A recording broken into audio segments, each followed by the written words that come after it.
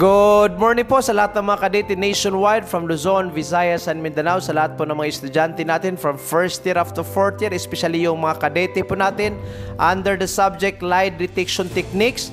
Sa lahat po ng mga graduates natin, mga kadete who will be taking the upcoming criminologist licensure examination, God bless po sa inyo. Especially yung hindi po nakapag-enroll sa mga review centers, yung financially challenged, yung nagsi-self-review lang, who utilize the Big Queno videos. God bless po sa inyo ha. Good luck po. Again, yung pag-asa po natin, yung faith po natin in God, importante, it has to be intertwined or it has to be coupled with our diligence and perseverance in our preparation for the upcoming CLE. Importante mga kadete ha, dapat may effort po tayo sa pag-prepare po for the board examination. Hindi pwedeng puro claim it lang. Hindi pwedeng puro manifestation lang sa Facebook. Ang mga manifestation na mga yan, hindi yan gaanong epektibo pag wala tayong effort na our part. Faith without work is dead. Importante ha, yung diligence, yung perseverance po natin, yung industry in studying for the upcoming board examination. So God bless, good luck po sa lahat ng mag-take ng board examination. Okay? So, sa lahat din po ng mga instructors, professors, mga ma'am at saka mga sir, available po ang PDF copy natin at saka yung PowerPoint presentation sa subject po na ito. So if in case you wanted to grab a copy, medyo dihado tayo sa oras, sa classroom discussion, hindi tayo nakapag-prepare sa PowerPoint presentation, you can grab a copy po in exchange of a very minimal price. May price po yan, hindi po yan libre. Okay? Ang name ko po nasa content, nasa details sa video na ito. You can click it.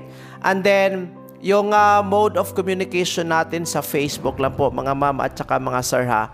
By the way, mga kadete, wala po tayong PDF copy sa Big Queno book. Wala po tayong soft copy. Okay? May soft copy po na binibinta ngayon ng 500 pesos by somebody.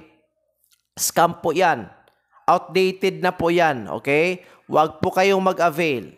Okay? Ang legitimate po na libro, you can avail it to me. And then I think I also may reseller po tayo. You can actually, I think from Mindanao, may reseller tayo. So if in case you want to check the veracity or the legitimacy of the source, mas okay po magtanong po kayo personally sa akin, okay? By the way, may 3 episodes po tayo ha sa subjects na ito, okay? Target po natin matapos agad-agad yung 3 episodes. Okay? Now, ang sa episode po na ito, dito po nag-revolve yung most of the questions in the subject sa board exam. Okay? And as far as lie detection techniques, nasa second episode po yung mga maraming tanong na siguradong lalabas po sa board examination. Particularly on number 1, the components of the polygraph machine. Tsaka yung number 2, yung phases or stages of polygraph examination. Okay? So, pag may libro na po kayo, pag may Big Queno book na po, again, kunin nyo po yung Big Queno book ha, review with me, okay? While I am discussing, jot down notes. Sa lahat po ng walang libro dyan, hindi pa po nakapag-avail, kasi kapos po sa pera, kumuha kayo po ng notebook, kumuha kayo ng blue book, doon kayo mag-jot down, okay? Now, 4 po ang components ng polygraph. Una, yung pneumograph. Pangalawa, cardiosmimograph. Pangatlo, galvanograph. Pang-4, chemograph. Pero sa 4 po na components, 3 lang po ang magre-record sa changes sa breathing, sa pulse rate, at saka yung skin resistance. 3 lang po ang magre-record sa changes. Ibig sabihin, yung pang-4 dyan, hindi po siya magre-record, hindi po siya recorder. Ang chemograph is not a recording component. Again, ang chemograph is not a recording component. Ang recording components lang po are the following: pneumograph, cardiosmimograph, at saka yung galvanograph. Okay? Isa-isahin po natin ha. Unahin po natin pneumograph. Ano ba itong pneumograph? Siya yung magre-record sa changes sa respiration ng isang subject. Remember, ang pneumograph may dalawang tubes yan. Unang tube shall be placed on the abdomen or yung sa stomach na portion. Pangalawang tube, ilagay doon sa thoracic part. Ano ba yung thoracic part? Para mas madaling maintindihan, chest. O yung chest. Yung chest kasi, tapos yung abdomen, ito yung mga dalawang parts of the body of the person that will actually be involved in the respiration and inhalation. Okay? Except from the lungs. So, basically, yung chest or thoracic part, at saka yung abdomen. Yung tube 1 ilagay doon sa abdomen, yung tube 2 ilagay doon sa thoracic or chest part. Okay? Now, ang pneumograph tracing po is composed of expiration. Expiration, ibig sabihin, exhalation. Pareho lang yan ha. Exhalation or to exhale. Okay? Yung nagbubuga ka ng hangin, that's exhalation. Very basic. Very basic ha. Expiration, exhalation. Pareho lang po yan.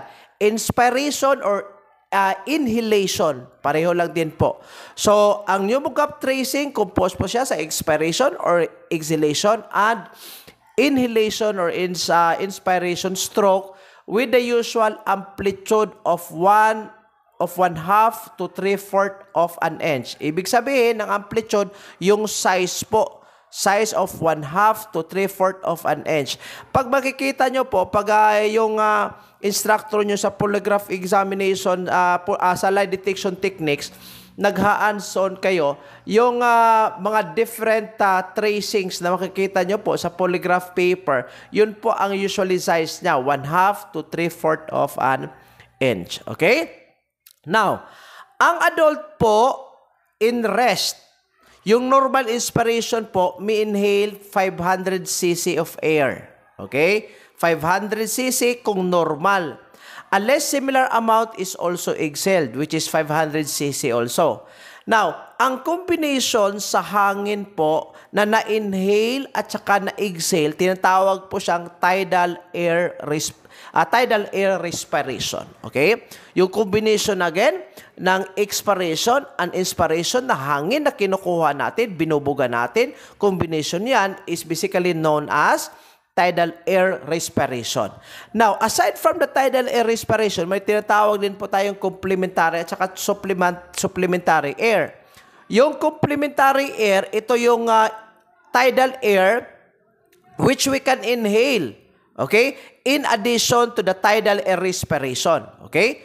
So, again, in addition to the tidal air respiration, we can inhale an additional 1,500 cc of air. We call this one as complementary. Okay? Now, after normal expiration, we exhaled another similar amount. We call this one as supplementary. Okay? So, if you can notice, yung complementary air is associated with an inhalation. I'd like to repeat, yung combination ng inhalation at exhalation air is known as tidal air respiration. Yung na-inhale po natin, aside from the tidal air respiration, may additional po yan sa inhalation, tinatawag itong complementary air. Pag mag-exhale po tayo, another air is taken out from our body. We call this one as supplementary. Okay? So, yun po ang function ng pneumograph. Yung sa picture po at the bottom portion, that is me basically during our training in forensic investigation and law enforcement academy. That was way back 2015. Okay? Again, yun po ang unang component ha. Pangalawang component, itong tinatawag nating galvanograph. Pag ang pneumograph, nagre-record siya sa changes in the respiration of the subject, ang galvanograph naman will record the skin resistance of the subject to a very small amount of electricity. if you can still remember sa episode 1, pinag-usapan natin doon ang pangalan ng smallest amount of electricity. Tinatawag po itong ohms. Okay?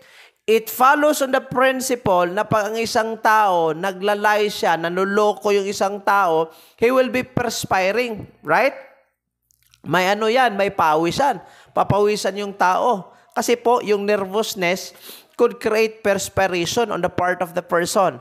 Now, our skin resistance will be subjected to a very small amount of electricity. And the skin resistance will alter when the person or when the subject is going to lie. Ano bang component ang magre-record dyan? Walang iba kundi itong tinatawag nating galvanograph. Pangalawa, under galvanograph. Ang galvanograph po, may mga electrodes po yan. Okay? Una po, yung unang electrode po will be attached on the index finger of the subject. Pangalawang electrode naman, ilagay doon sa ring finger of the subject. Again, doon po ilagay sa index at saka sa ring fingers. Unang electrode doon sa index finger, pangalawang electrode ilagay doon sa ring finger. Huwag kalimutan ha, index at saka ring. Pag pneumograph, saan ilagay? Abdomen, thoracic. Thoracic, ano yung other term natin? Chest. Unang tube, abdomen. Pangalawang tube, thoracic or chest. Pag galvanograph, saan ilagay yung electrodes? Index at saka ring finger. Huwag kalimutan. Now, of all the three tracings, galvanograph, pneumograph, cardiospimograph, ang pinaka-accurate po dito is itong tinatawag nating galvanograph. Question. Bakit po, sa ilalim po, basahin muna natin. Without its recording, 30% of accurate chart interpretation is lost. Ang tanong ngayon, bakit po ang galvanograph tracing is the most accurate one compared to cardiospimograph tracing and pneumograph tracing? Bakit po siya yung tinatawag na the most accurate part? Kasi nga po, yung recording sa galvanograph cannot be manipulated. Anong ibig sabihin ng cannot be manipulated? Hindi po siya makontrol. You cannot control your body in terms of perspiration, right? You cannot control it. But you can control your breathing. Am I correct? When you control your breathing, ang mangyayari kasi dyan, pag nakukontrol ka, hindi ka mag-inhale, hindi ka mag-exhale, magkaroon tayo ng respiratory flat na makikita doon po sa polygram or sa polygraph chart. Now, ang respiratory flat o respiration, pag nag-flat yan doon, walang curved lines na makikita, talagang flat lang siya. It's an indication of lying. But in reality, you are not lying. You are just manipulating the pneumograph tracing. Why are you manipulating? Because you voluntarily hold your breath. Pag nag-hold ka ng breath, nako, respiratory flat talaga. Walang curved line, walang tracing. Yung tracing na makikita dyan is just a flat line. Okay? It's just a flat line. So yan po ang mangyayari pag sa pneumograph. Pag sa cardiospimograph, pag nag-hold ka ng breath, ano mangyayari sa pulse rate at saka heartbeat mo? Di ba? Your heart will be pounding. As you can observe, mga kadete, if you hold your breath for several seconds and then you inhale eventually, ano ang mangyayari? Di ba? Your heart will be pounding. Lalakas po yung pulso mo, di ba? Lalakas po yung pounding ng heart mo. Ibig sabihin, na-control mo yung cardiospimograph tracing.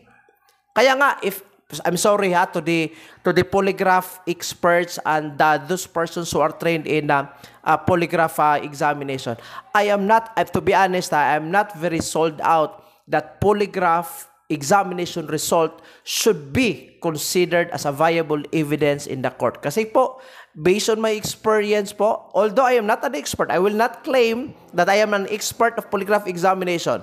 Okay? Para klaro pero I've been in many trainings. 2 months straight in Forensic Investigation and Law Enforcement Academy, undergoing hands-on training in polygraph examination. I experimented in the use of analog polygraph machine. At the same time, yung computerized. Pero ganun pa din po. Considering again, na you can manipulate it. You can manipulate. You can control your breathing. Am I correct? When you control your breathing, it will affect how your heart will beat, how your pulse will beat, Basically, pag nag-hold ka ng, let us say, for 40 seconds, and then you inhale eventually after. Nako, ang pounding ng heart mo, lalakas yan. Ang pulse rate mo, lalakas yan. So, ibig sabihin, makontrol po natin yung cardiosphingograph at saka yung pneumograph results. Yun nga po, I am not very sold out with making polygraph examination result as an evidence. Pero, if you will compare yung tracing sa pneumograph at saka yung sa cardiosphingograph with galvanograph, you cannot control sweating, right? Perspiration, you cannot control it. So, ibig sabihin, mas maganda, mas epektibo, yung tracing sa galvanograph, mas accurate siya compare sa pneumo at sa cardio kasi po, you cannot control your sweating, right? Your skin resistance to the smallest amount of electricity, you cannot control it. Hindi mo naman pwedeng sabihin na, oy, huwag kang papawis ha, o Mr. Katawan, huwag kang magpapawis dyan. You cannot control it basically. So, kaya nga po, ang galvanograph, tinatawag siyang the most accurate of all. Between the cardio, pneumo, and galvano, ang galvano yung pinaka-accurate. Huwag kalimutan ha, galvanograph. Pangatlo, mga kadete, cardiosphingograph. Ano yung cardio? Yung cardio naman, isang component yan ng polygraph. Ang i-record niya ngayon is yung blood pressure at saka yung pulse rate. Okay? Yan po ang i-record niya. Now, saan ba ilagay? Ilagay yan, pareho lang po yan pag magkukuha ka ng BP, di ba? May arm cuff. O kung saan ilagay yung arm cuff pag magkukuha ng BP or blood pressure, ganun pa din po ang positioning po natin. It is placed around the arm of the subject with a covered rubber bladder, a bladder part centered at the brachial artery about how many inches? 1 inch or an inch from the elbow. Okay? 1 inch from the elbow. Ibig sabihin above ha? Above, not below. 1 inch above from the elbow para at least mas klaro po. Okay? Pressure is measured in millimeters of mercury. Okay? Yun po ha. Next. Pag ang yun po. Balik muna tayo sa cardiosphingograph. May additional info pala. Sa cardiosphingograph, mga kadete, may involved po dyan yung circulatory system natin. Yung circulatory system po natin, yun po ang responsable sa movement ng blood po natin in the veins and arteries throughout the body. Ang circulatory system natin, may cycle po siya consisting of the systole and the diastole. Yung systole, yun po ang pag-contract. Ibig sabihin ng pag-contract, pag ganon, contraction to empty its blood into the circulation, and then diastole po yung pag-relax po to fill with blood returned by the circulation. Systole, and then the other one is systole, the other one is diastole, okay? The pressure of circulating blood against the walls of the arteries, tinatawag po siyang blood pressure, okay? In healthy people, blood pressure varies from about 80/45 in infants to about 120 to over 80 at age 30 to about 140/85 at age 40 and over. Huwag kalimutan mga kadeta, ito yung mga normal na mga blood pressure ng isang tao. Okay? Pero again, depende po siya sa depende po siya sa edad ng isang tao. Pag bata, iba yung blood pressure. Pag adult po, iba din po. Okay? So, yun po. In terms of pulse rate na mga kadete, sa mga pulse rate, pag 1 day to 1 month yan, as far as I can remember, usually 100 to 205 po yung pulse rate. Okay? Pero pag adult na po siya, usually mag-range yan 60 to 100. Pero yung mga athletic people, usually 60 per minute po. So, depende po sa physical status ng isang tao. Alright? Now, yung last component, mga kadete, ito yung tinatawag nating chemograph. Ano ba itong chemograph? Hindi po siya recording component ha. It is just a chart drive module. Bakit tinatawag siyang chart drive? Kasi nga po, siya yung mag-pull. Siya yung magbigay movement on the polygraph paper. Now, imagine mo, pag walang chemograph, ano mangyayari dyan? The paper will be stagnant in one position, right? So, ang mangyayari, mag-overlapping siya. So, meaning, the polygraph chart has to move in order for the tracings not to overlap with each other. So, ano ang gagawin? Lagyan ng chemograph. Pag mag-move yung paper, ibig sabihin, walang overlapping na mangyayari sa tracing. Yun po ang function ng chemograph. Chart drive module. Hindi po siya recording component. Yung tatlo lang po ang recording component dyan. Now, the chemograph is a motor that pulls or drives the chart paper under the recording pen at the same time at the rate of 6 to 12 inches per minute. Okay? Now, imagine na lang po natin, ang polygraph paper po consists of horizontal and vertical lines po yan. Okay? Sa lahat po ng naghahands-on in polygraph examination, this is very familiar to you. Ang polygraph paper, may horizontal lines yan, may vertical lines yan. Now, ang distansya po sa isang horizontal line to the other horizontal line usually is 1/4 inch. Okay, 1/4 inch. I repeat, distansya on the first horizontal line to the second horizontal line, usually 1/4 inch po siya.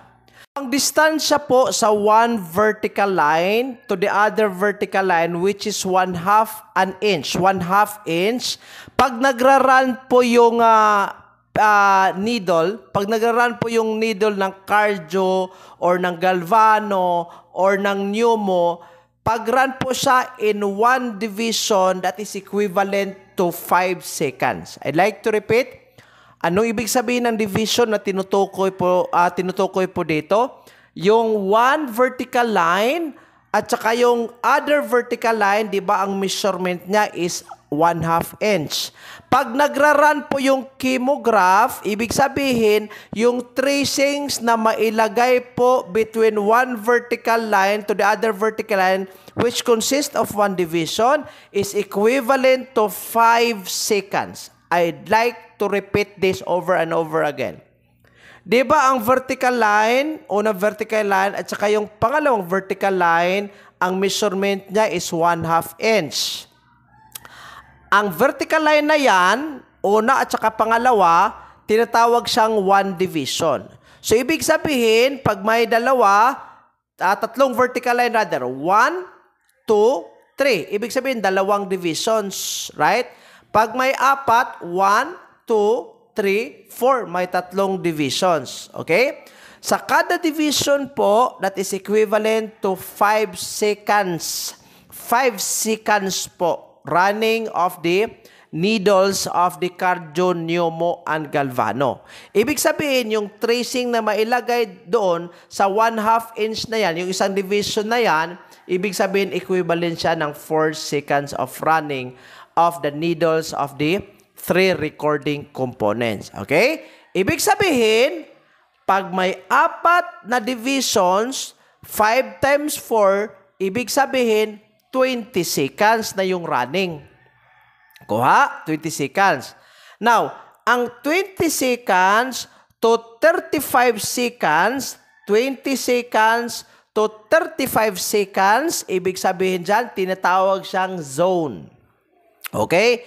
So, ibig sabihin, kailan ba gagawin yung zone? For example, ang tao is subjected for polygraph examination. May mga tracings, markings yan ha. But later on, sa episode 3 ko na lang po ilagay doon. Di ba magtanong ka, lagay mo number 1, then slash. Ibig sabihin, beginning of the question. Ang tanong ngayon, is it true that you live in Chaton, Negros Oriental? Ang lahat ng tanong dito, answerable by yes or no. So, ang tao, magsagot siya, yes. You are going to wait 4 blocks. 4 blocks to 7 blocks. Pwede 4 blocks minimum ha. 4 blocks, ibig sabihin 20 seconds or 7 blocks, 35 seconds. 5 times 7, 35. So, ibig sabihin, 7 blocks. You are going to wait minimum of 4 blocks to 7 blocks. And then, after you are done with 4 to 7 blocks, ang gagawin mo, doon ka na mag-proceed sa pangalawang tanong.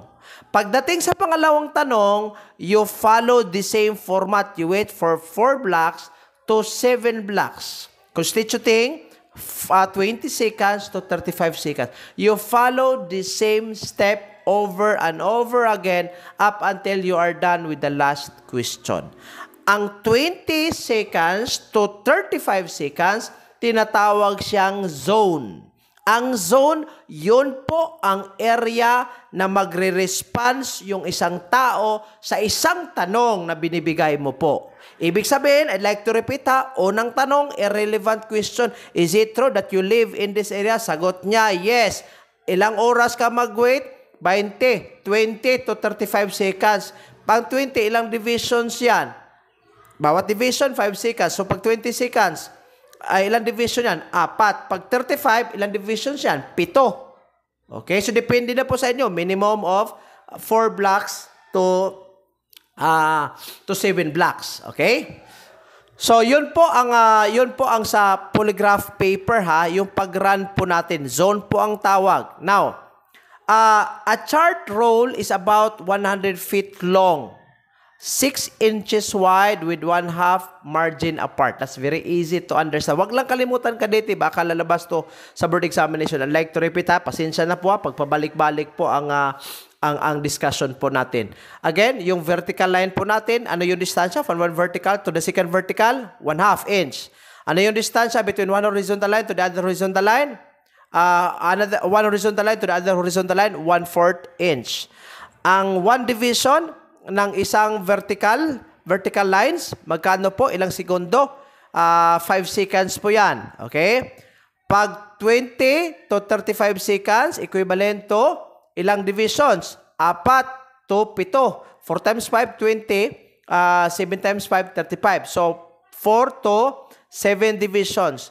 Ang 4 to 7 divisions, which is equivalent to 20 seconds to 35 seconds, tinatawag po siyang zone. Okay? Ang zone, yon po ang response ng subject sa isang tanong na binibigay mo po. Okay? So, yon po ha, chemograph. Mga kadete, pag may mga tanong kayo ha, lagay nyo na lang doon sa comment section or mag-ano kayo, mag-personal message po kayo sa akin. No need to, dapat you have to eradicate this timidness. Yung mga criminology students kayo, napaka-timid napaka-shy. Do not be shy. When you want to ask question, you can send me a personal message. No need to be shy. Okay? Do not be hesitant. I will be one text away. And I will answer your question the moment I take a look at it. Okay? Now, ano ba ang uses of polygraphy? Ang polygraphy po, investigative aid for investigation. Ibig sabihin ng aid, katulong lang po siya. It will just assist on the investigation, but it will never replace investigation. You do not rely too much. You do not rely 100% of your effort on the result of the polygraph examination. Because in reality, at the end of the day, when the person is known to be lying on a particular question, you cannot say that the person is already guilty or innocent just because he is lying. Kuha niyo po? If a person is found to be deceptive, period. Deceptive lang siya. But you cannot claim that the person is lying or innocent. Mali po yung sabihin natin, for example, may reality show tayo, di ba? Sa TV5 ba yan? Na yung anchor po sa TV5, usually sa reality show na yan, will usually challenge yung mga accused on a lie detection techniques. Nako, for me ha, as a person who has been trained in polygraph examination, I am not very sold out with the result of the polygraph examination. Why? Because again, you can manipulate it. I tell you, you can manipulate it. Especially if the polygraph examiner is not that vigilant enough to find out whether a person is trying or is attempting to manipulate the results. Okay? Just small movement, or you just an attempt to control your breathing that already affects the result of the polygraph examination. Now, pag hindi alam ng isang polygraph examiner or pag hindi niya na-detect that the person was actually manipulating, magka-problema tayo. Kaya nga po, I'm not very sold out with the polygraph. I'm sorry ha, sa lahat ng mga polygraph fanatics dyan. Okay? Investigative aid to confirm statements from the victim, ascertain the credibility of the witnesses, and assess truthfulness of the suspects. Pangalawa, it speeds up the process of investigation. It eliminates innocent subjects. Bakit po makapag-eliminate siya? Kasi po malalaman agad kung sino yung talagang taong nagkukumit ng krimen. Pag may 100 suspects dyan, you can use polygraph examination to somehow reduce the number of subjects. Yung mga tao who are known to be honest in the responses, automatic eliminated sila sa lista ng mga suspetsado. Yung mga taong natira na mga deceptive, sila yung mag-remain. And they're gonna be the point of investigation or the center of investigation. Number 4, it can identify other persons involved. Pero yung pag-take po ng polygraph examination, may mga limitations po tayo. Una, accurate lang po siya pag ang examiner is competent. Ito yung sabi ko. Later on, we will delve more on this on number 1. Number 2, hindi po siya substitute ng investigation. Aid lang po. Pangatlo, dapat may consent. Pag walang consent, ay nako, hindi po pwede yan. You cannot force a person to undergo polygraph examination. You cannot force, even if you will say, sir, ano naman yan lawfully arrested or legally arrested naman yan. In fingerprint examination nga, sir, or in photography, you can photograph a person, you can fingerprint an individual if he has been legally arrested. Yung polygraph dapat pwede din. Nako, hindi, Brad. Hindi kasali ang polygraph dyan. Kahit lawfully arrested yung tao, you cannot force him to undergo polygraph examination without his consent. Pag hindi siya mag-oo dyan, hindi siya mag-permit on the taking of the board, taking of the polygraph exam, na walang mangyayari po. Kailangan yung voluntariness or consent, naging board examination na. Pang-apat, no indication will be given to any person or written in any report that a person is guilty because he refuses to take the test. Di ba? Yung reality show na yan. Pag ayaw ng tao mag-take ng polygraph examination, sasabihin ngayon ng anchor, ay, you are guilty ka pala kasi ayaw mong mag-take. No, there shall be no indication. There shall be no judgment that should be given to the person who refuses to take on the polygraph examination. So, wag mong sabihin, ay, guilty yan kasi ayaw Pag ako magiging subjected for polygraph examination, sabihin ngayon ng anchor ng TV5, oy, mag-polygraph examination ka. Okay, hindi ako sold out sa result, sabihin ko ngayon, okay, I will take the polygraph examination, but I have to check whether the examiner is competent himself. Gagawa tayo ngayon yung tinatawag nating card or number test. Yung card or number test, ganito yan sa card number test ng mga kadete, may 7 may 7 numbers, nakataob lahat ng 7 numbers. You are going to select one particular number. Example lang po ito Let us say, I will pick up number 7. Tapos, lahat ng sagot ko dapat no. Ibig sabihin, pag magtanong yung polygraph examiner, did you pick up number 1? I will say no. Am I telling the truth? The answer is yes. The second question is, did you pick up number 2? Then again, sabihin ko, no. So, is my answer correct? Yes, because honest yan. Ang yung pinick up ko is number 7. Did you pick up number 3? No. Did you pick up number 4? No. Did you pick up number 5? Did you pick up number 6? I will say no. I'm telling honestly. My responses are basically honest on the 6 questions. But on the 7th question, the examiner will ask me, did you pick up number 7? Again, yung rule of thumb dyan, ang sagot dapat is no. So I will say no. Dapat, at the end of the polygraph examination, in the card or number test, dapat ma-pinpoint ng polygraph examiner na yung number that I picked up is number 7. Not number 1, not number 2, not number 3. Meaning, he must see fluctuations or alterations on the 7th question. I tried this for several times. Yung nasa training pa po ako, I was the subject. As you can see on the pictures in the previous slides, ako yung subject. So pagtanong niya ngayon, did you pick up number 7? I said, no. Probably, the polygraph examiner can detect that I might be lying in number 7. So, you must say nga, number 7 yung pinick up mo. Pero, ganito, I manipulated the polygraph machine because in the first question, when he asked, did you pick up number 1? I said no, but then I hold my breath. After holding my breath for several seconds, nag-respiratory block yan. Nag-respiratory flat yan doon sa polygraph paper. At the same time, yung pulse rate ko, naging faster. Because of the consequence from holding my breath. Ibig sabihin, at the end of the day, after the polygraph examination, sabi niya, you pick up number 1. But in reality, I pick up number 7. Diyan nyo po makikita na yung polygraph examiner is competent or not. Do not proceed with the proper polygraph examination unless you find out whether the examiner is competent or not. Kaya nga po, based on experience, I am not very sold out with this. Dapat burahin na ito. That machine is not that accurate in measuring whether a person is lying or not. Okay? So, di pwedeng sabihin natin na ang tao is already guilty because he refuses to take the polygraph examination. A test should not be administered until the accusations have been explained to the subject. O dito mangyayari yung rights, constitutional rights that have to be explained to the subject first. Dapat i-explain muna sa kanya yung mga constitutional rights niya.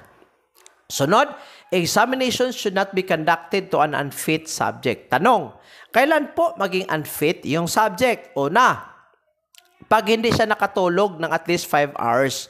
Ganito mga kadete, sa akin po, 5 to 12. Ibig sabihin ng 5 to 12, dapat he must have a good night's sleep for 2 hours, for 5 hours rather.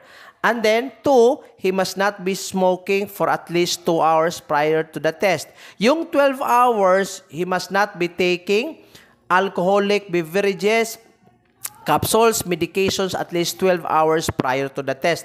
Kaya tinatawag ko siyang 5 to 12. 5, ibig sabihin, dapat sakto yung tulog mo at least 5 hours. 2, ibig sabihin, hindi ka nagsusmoking 2 hours prior to the test. 12, you must not be taking alcohols, wines, so on and so forth, medications, 12 hours before the test. Kaya 5 to 12. Okay? Depende po sa inyo kung ano po yung strategy nyo sa pag-memorize. He should not undergo prolonged interrogation before the test. He must not be subjected to any physical abuse. Must not be suffering from any temporary illness. Must not be hungry. And must not have sex. Dapat walang bimbang. Ano yung new term nyo ngayon? Gen Z? Nakabimbang ka ba? Bimbang ba yung correct term? Ay, nako. Kahit anong words lang ang iniimbento nyo dyan, mga Taga-Luzon. O dapat hindi siya nakapag-sex. Dapat walang jug-jugs aa. Yun po ang tawag ko dyan. Walang jug-jugs aa. Kasi pag nagka-jug-jugs aa, yan, mag-iiba yung physical conditioning niya. Baka maging weak yan. So, hindi pwede. So, ito, pag nangyayari ito, hindi pwedeng maging subjected yung isang tao for polygraph examination considering that he is unfit. Hindi siya pwede, unfit siya. Okay? Next, setting of polygraph examination. Ano ba itong polygraph examination room? Polygraph examination room, mga kadete. Lumabas sa board examination last February, yung interrogation room. Ang pinagkaiba lang ng polygraph examination room at saka interrogation room, kukunti lang naman. Sa interrogation room, may one-way mirror yan. Diba? Alam natin sa interrogation room, one-way mirror, adjacent to the interrogation room is an observation room. Doon mag-o-observe yung mga tao para matingnan yung demeanor yung tao during the interrogation. Okay? On the other hand, talagang walang design. What do I mean by this? Wala palang mga bling-blings hanging on the wall. Okay? Walang mga decorations on the wall. And then, may isang misa, 2 chair. Yung chair ng interrogator dapat medyo mataas compared to the chair of the suspect. The suspect must not be facing the door. He must be turning his back from the door. Yun po interrogation, yun po ang lumabas sa board examination. Ito, ang sa polygraph examination, pare-pareho lang yan. Pero wala itong one-way mirror. Okay? Unang kaibahan sa polygraph examination room, walang one-way mirror yan. Pero pareho sila, walang decorations. Okay? It has to be bare wall. Okay? Tapos, ang chair po dito, yung chair for the subject, dalawang arms po. Kasi doon po, nakapatong yung arms niya, yung kamay niya doon. Okay?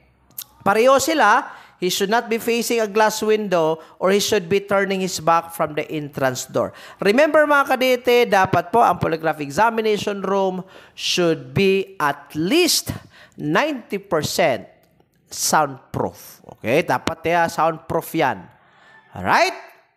Now, pinaka-importante kadete, phases of polygraph examination. Okay? Dapat ma-memorize natin yung components at the same time itong phases of polygraph examination. May 4 po tayo na mga stage. Pag phases or stages, pareho lang yan, Brad. Okay? Ang nakadiferensya lang dyan, yung spelling lang po. May 4 lang po tayo na stages or phases. Una, yung interview, initial interview with the investigator. Para mas klaro, initial interview with the investigator handling the case. Para short, initial interview with the investigator. Pangalawang stage or second phase, pre-test. Pre, ibig sabihin before test. Pre-test interview. Then, number 3, instrumentation. Ang instrumentation, tinatawag din po itong actual test or instrument examination. Instrumentation, actual test, or instrument examination. Pareho lang din po. Then, yung pang-4, post-test interview. Ganito pag phase 1, ang involved is yung polygraph examiner at saka yung investigator. Pag phase 2, 3, and 4, ang involved dyan, polygraph examiner at saka yung subject. Phase 1, sino yung involved? Yung investigator ng nag-handle sa kaso at saka yung polygraph examiner. Phase 2, Phase 3, Phase 4, yung subject at saka yung polygraph examiner. Isa-isahin natin I'd like you to jot down notes. Pag wala kayong Bikuino book, mag-jot down notes kayo Sa initial interview with the investigator, ganito ang mangyayari. Una, mag-gather siya ng facts of the case. Saan niya i-gather yung facts of the case? He can gather the facts of the case through interviewing the investigator or probably gathering the crime scene sketch or probably interviewing the witnesses. Okay? So dito po, lahat-lahat po ng mga dokumento or ebidensya or sketches even or interview with the witnesses, gagawin po ng polygraph examiner para doon po siya makakuha siya ng facts of the case. Kung ano talaga ang nangyayari. Yung facts of the case, yan po ang maging basihan para doon siya mag-draft ng mga tanong na nagagamitin niya during the actual test. Siya magbase doon sa facts of the case. Doon siya, yun po ang maging basihan para doon siya mag-draft or mag-craft ng mga tanong na nagagamitin po niya during the actual test. Okay? So, ibig sabihin, dito sa stage na ito, ginagawa yung relevant, irrelevant control questions. Okay? So again lahat-lahat po na kailanganin. Incident report, sworn statement, background investigation, blah, blah, blah, blah, blah. Yun po, gagawin yan sa first phase initial interview with the investigator. So pag magtanong ang board examination, sa anong stage ginagawa or na-formulate yung mga tanong na gagamitin sa actual test? Stage 1. Yun po ang sagot. Okay? Pag magtanong, ini-interview yung investigator na nag-handle ng case. Sa anong stage? Stage 1. Initial interview with the investigator. Tandaan lang po ang involved lang po dito, sino? Polygraph examiner at saka yung investigator. Okay? Number 2 or phase 2. Ito, wala na yung investigator. Let's say, nakapag-draft ka na ng relevant, controlled, irrelevant, knowledge questions, so on and so forth.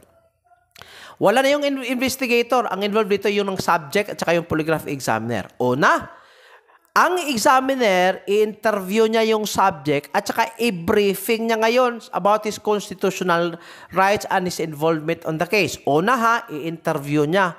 Bakit i-interview niya? Kasi nga po, doon niya ma-evaluate yung psychological preparation ng isang tao. At the same time, doon po makuha niya yung personal data. Ano yung personal data?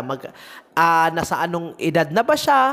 Ano yung pangalan niya, saan siya nakatira. Bakit kailanganin yan ang mga details na yan? Kasi po, ang details na yan, pwede pong gagamitin yan in making, or checking whether the facts that you gathered in the first stage are aligned with the details or the personal data of the subject. Okay? Yun po ang purpose dyan. So, i-interview mo. Para at least, on the other hand, in addition, malaman mo din pag ang isang tao is unfit or fit ba. O yung suitability, nakalagay. Determining subjects, suitability as a subject. So, doon mo din ma-determine pag ang isang tao suitable ba siya, physically fit ba siya, na mag-undergo ng polygraph examination. Kasi pag hindi siya fit, ano ang gagawin? O hindi ka magla-lunch or gawa ng polygraph examination kasi nga unsuitable or hindi siya fit. Okay? Then, brief the subject about his constitutional rights o ano yung accusation. Bakit po kailangan siyang i-undergo ng polygraph examination? What is the nature and cause of accusation? The other one is yung right niya to remain silent. Ibig sabihin, pwede siyang mag-back out. Right? Pwede siyang mag-back out. Sabihin niya ngayon, I will not subject myself for polygraph exam. Okay? So, pag walang consent yan, ay hindi pwede. Okay? Di tayo pwede makapag-proceed. So, pag nagawa na lahat na ito under pre-test interview, mag-proceed ka na ngayon sa pangatlong phase, yung instrumentation o yung actual test. Unang mangyayari dito, ang subject, ilagay doon, he has to sit on a chair, yung may dalawang arms, then i-attach yung lahat ng components. Okay? Again, balik po tayo mga kadete ha. Para na tayong sirang plaka nito mga cadets, but you have to go back again. Pag pneumograph, ilang tubes ba yan? 2 tubes. Saan ilagay yung pneumo 1? Doon sa abdomen. Yung pneumo 2, saan ilagay? Doon sa thorax. Thoracic part. Ano ang other term ng thoracic part? Yung chest part. Sunod, yung galvanograph, saan ilagay po natin? Ilagay doon sa index finger at saka sa ring finger, yung dalawang electrodes. After that, attach nyo yung cardiospermograph 1 inch above the elbow of the subject. Okay? So, yun po. So, after attaching the components, the examiner will review all the questions being prepared before the actual examination. Kaya nga po, alam na ng subjects kung ano yung mga tanong na lalabas. Walang surprise quiz dito. Sa polygraph exam, walang surprise quiz. Ibig sabihin, sa phase 3, hindi ka pa nakapag-start, hindi pa na-on yung polygraph machine, alam na ng subject kung ano yung tanong na lalabas. Okay? Sabihin ngayon ng examiner, this is the first question. Is it true that you live in Negros Oriental? Is it true that your name is? Yun po. I-review niya ngayon. Then, after na-review na, sabihan niya ngayon yung subject na bawal pong mag-answer ng ibang answers except yes or no. That he is not allowed to talk. He is not allowed to talk except from answering yes or no. He's not allowed to sigh. He's not allowed to sneeze. He's not allowed to make unnecessary movements, so on and so forth. Yan po sa phase 3 yan. Pag tapos na po yung mga instructions, proceed ka na ngayon, turn on mo na yung polygraph machine, start ka na ng question proper. Okay? Yun po ang mga nilalaman under phase 3. Pagkatapos ng phase 3, turn off mo na yung machine. Tingnan mo ngayon lahat ng mga fluctuations, deviations on the tracings, but you have to consider also everything, okay, during the examination. Ibig sabihin nito, baka may unnecessary movement. You have to consider that. Baka you found out that he was manipulating by holding his breath. You have to consider all factors. Now, sa fluctuations mga kadete, yan po ang masasabi na ang isang tao has been lying on a particular question. So pag lying siya kasi nag-fluctuate Iba yung iba yung tracing compared to the norms or compared to the standards. So ano ang gagawin? Mag-interview ka. O sabihan mo ngayon, you have been found lying in question number 6. When I ask you, were you the person or were you the one who stabbed Juan de la Cruz last July 1, 2025 at around 10 o'clock in the evening at Rizal Boulevard? Ang sagot niya, no. But nag-fluctuate. Ibig sabihin mo ngayon, you have been lying on this question. Ano ba talaga ang nangyari? You have been lying. You have been caught lying by the machine. So, posible, mag-confess or mag-admit yung subject. Now, pag confession admission, sabi niya ngayon, sir, I'd like to confess that I was really the one who stabbed the victim. O ganito, pag mag-confess na siya, ano gagawin? Dapat, ilagay natin sa kukote natin, yung confession should be voluntary. Number 2, your confession should be in writing. Number 3, yung confession should be in a language known to the subject. Number 4, yung confession po should be taken before a competent lawyer. Dapat kukuha ka ng abogado. Again, I'd like to repeat Baka sabihin mo, nag-confess na, investigator. Okay, period. I'm done. No, hindi ka pa done. You are going to satisfy the 4 requirements. It has to be in writing, it has to be voluntary, it has to be in a language known to the subject. At the same time, it has to be taken in the presence or in front of a competent lawyer. Okay? So pag nag-confess na siya, satisfy mo yung 4 requirements na confession admission, ano mangyayari? You can use it as an evidence in the court. Okay? Yun po ang mga phases. Again, pag ang tanong, nag-gather ng facts of the case, anong stage? Stage 1. Nag-formulate ng questions, sa anong stage? Stage 1. Nag-collect ng sketches, sa anong stage? Stage 1. Nag-briefing sa constitutional rights ng subject, sa anong phase? Phase 2. Nagkuha ng consent ng subject, sa anong phase? Phase 2. Determination of the suitability of the subject, phase 2. Okay? Na-review yung questions, phase 3. In-attach yung components, phase 3. Nagbigay ka ng instruction about what to do during the actual test, phase 3 pa din. And then, asking the proper questions, phase 3 pa din. Turn off na yung polygraph machine. Nag-i-interview ka na para magkuha ng confession admission, phase 4 ka na, post-test interview. Nag-analyze ka kung may fluctuation sa polygraph tracing, phase 3 pa din po. Phase 4 pa din po. Okay? So, yun ang mga phases ng polygraph examination. Now, minor questions. Can a minor qualify for polygraph examination? The answer is yes, but with written consent from the guardian or parent. Number 2, can medication affects the test result? Again, yes. Ilang oras ba? Hindi pwede siyang mag-take ng medicine or alcoholic beverages before the test. Dapat 12. Huwag kalimutan 5 to 12. 5, sleep at least 5 hours. Not smoking at least 2 hours prior to the test. 12 hours should not take a person should not take medicine 12 hours prior to the test. Okay? Sunod, can pregnant woman be subject of a polygraph test? It depends. Pag yung fetus po is making movements, hindi na po pwede. Pero pag nasa first month pa yan, second month pwede pa din. Okay? Is polygraph examination result admissible in court? Pwede din po. May mga judge tayo nag-a-allow. Pero most of the judges, I'd like to assume na mga classical judges po, medyo hindi sold out sa polygraph. Pero may mga cases tayo involving the use of polygraph examination. People of the Philippines versus Amado Daniel, versus Danilo Bahas, versus Elvira Isaguirre, and others. Yun po mga sample cases na nag-utilize ng polygraph examination results. On the other hand, may mga factors po tayo na makapag-affect sa accuracy ng polygraph examination. Una dito yung individual differences. Under individual differences, we have number 1, physiology. Sa physiology kasi mga kadete, iba-iba po kasi yung responses natin on a particular question.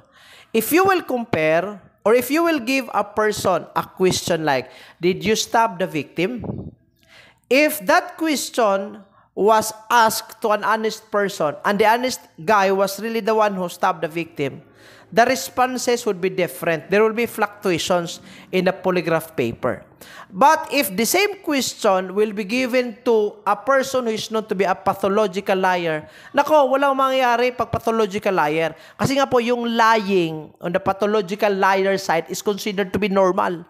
Yung lying, pag pathological liar yan, yung panloloko, normal lang yan sa kanila. Di ba? Yung kahit hindi sa'yo, hindi ikaw yung mga-ari ng Bitcoin nubok, pero ikaw yung nagsascam ka, scammer ka. Binibinta mo kahit hindi ka naman yung owner. Ay nako, scammer. Yung mga pathological liar, you will ask them, did you stab the victim? Pathological liar. Ay, normal response, Brad. Normal yung response. Pero if the same question will be asked to an honest person, that honest person cannot look you in the eye, that person will be paling, right? He will pass out. He'll be perspiring heavily. Kasi nga, iba siya eh. Iba yung physiological sit-up ng isang honest person compared to a guy who is known to be a pathological liar.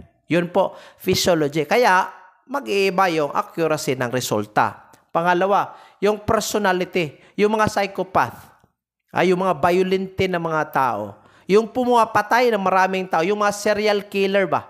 Diba? Pag serial killer, tinatanong mo, bakit did you rape this woman? This victim?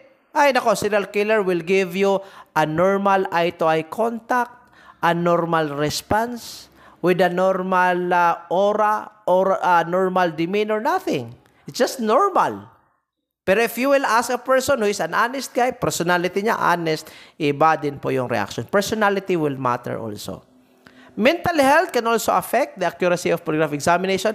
Anxiety, depression, or other mental health, it can also lead to false positives or false negative. Okay? Dapat careful po tayo nito. Next, intelligence din po can also play a role. Kasi po, more intelligent individuals potentially being better at masking their emotions. Yung mga taong bright, mas marunong sila, mas capable sila, mas skillful in hiding their emotions. Kaya nga, between male and female, yung mga lalaki are known to be liars, right? If you will take a look at the research, mga cadets, totoo po yan, mas liar, mas manluloko yung lalaki compared sa babae. Yung babae, manluloko din, but they only lie once in a day. Yung lalaki, average po tayo twice in a day. Bakit po tayo liar? If you will compare the data, yung mga lalaki po, these are the people who are usually victims of suicidal thoughts. Yung nagsisuicide, yung mga lalaki. Yung nag-i-entertain ng suicide, mga lalaki compared to women, right? Iba po yung frequency sa mga lalaki in terms of suicide. Kasi po, ang lalaki, makikita mo ang lalaki smiling, laughing, but at the back of the smile, at the back of the laughter, there's pain. There's depression. Kaya nung lalaki, very good at hiding emotions. Yung mga babae, if they are in pain, you can see them in pain. You can take a look at them. They will be crying. Kaya nga po, sabi ko tears of a man are considered to be the most expensive liquid in the universe. Tears of the man is considered to be the most expensive liquid in the universe. Seldom you can see a person crying. Kaya kayo mga babae dyan, you have to appreciate pag yung lalaki will show emotions. Kasi nga po, we are very good. We tend to say, I'm okay, but we are not okay. Okay, we're not okay physically. That is why men are known to be liars. Kaya po, sa mga lalaki dyan there's a concept, right, in the society. A societal concept that once we cry, we are considered to be weak. So we tend to hold back our tears, right? So anyway, So yun po, intelligence can also affect. Ay, nako, nag-i-emote na yung lecturer. Sunod, environmental factors setting. The environment of the examination, including the noise, temperature, and comfort, can affect the individual's stress levels and physiological responses. Next, interrogation. The intensity and style of interrogation can also influence an individual's reactions, potentially leading to false results. Kaya nga po, the person should not be subjected to prolonged interrogation before the taking of the test. Okay? Balik tayo sa pangatlong factor, examiner's factor. Di ba, I mentioned a while ago na ang accuracy ng polygraph machine will have to depend solely on the competency of the polygraph examiner. Okay? Ang experience as an examiner factor played a lot of role in the result of the polygraph examination. Remember na pag ang isang tao well-trained siya na polygraph examiner, generally, yung resulta mag-range lang po, yung accuracy nito, 85 to 95%. Okay? Ang experienced examiners made an average of 91.4% correct judgment, while the average for inexperienced examiner is 77.5. Anong pinagkaiba dito? Pag eksperensyado ka daw, 91.4. Pag hindi ka eksperensyado, 77.5% accuracy lang ang sayo in terms of polygraph examination result. Pero pag well-trained ka, 85% to 95%. Pag well-trained. Pero pag eksperensyado, 91.4. Okay? Now, bakit po walang 100%? Okay, bakit walang 100%? Kasi nga may margin of error yan. Ibig sabihin, talagang walang 100% accuracy of the polygraph examination. Yun nga, this is one of the factors that I would say should be the basis in knowing that the polygraph examination result should not be admissible as evidence. Bias, examiners' preconceived notions about the examinee's guilt or innocence can also affect their interpretation of the result. Ito, you cannot say, I am using reflexivity. Nako, bias will always come in. Diba? Nag-i-interview ka in stage 2. In-interview mo, nag-briefing ka with the subject.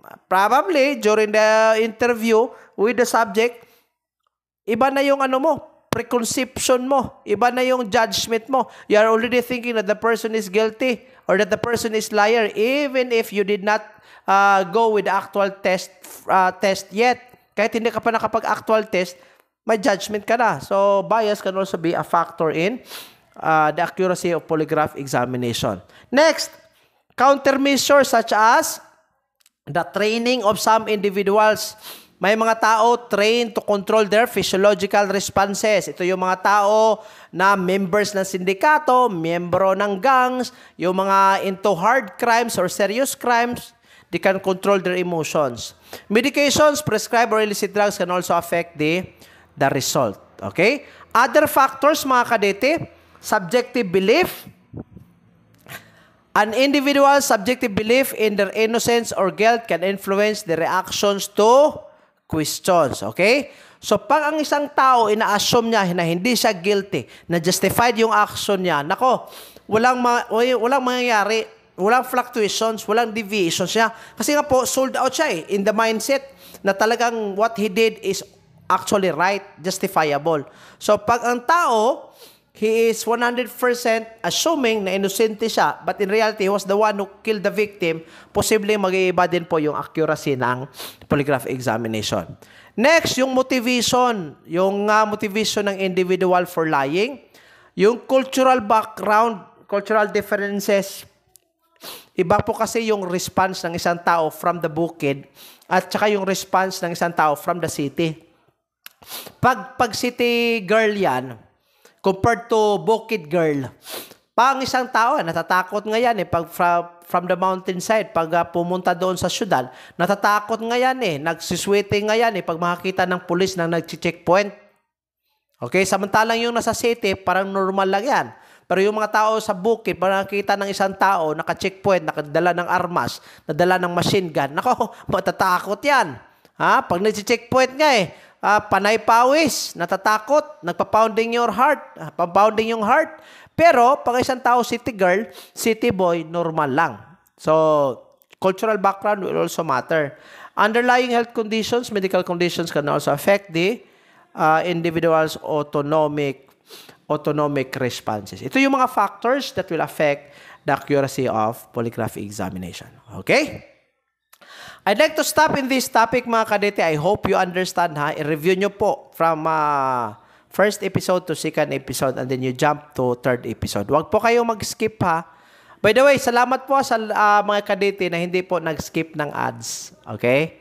Salamat po. I'm very happy na marami po tayong estudyante na chooses to run the ads kasi po yung ads, yan po ang income generating po natin para mabuhay po yung YouTube channel. Again, sa lahat po ng channels, ito lang po ang nagbibigay na totoong libre, totoong comprehensive, totoong TOS align po. Okay? Maraming salamat po sa lahat ng mga kadete and good luck ha sa lahat po na mag-take ng board examination. God bless everyone.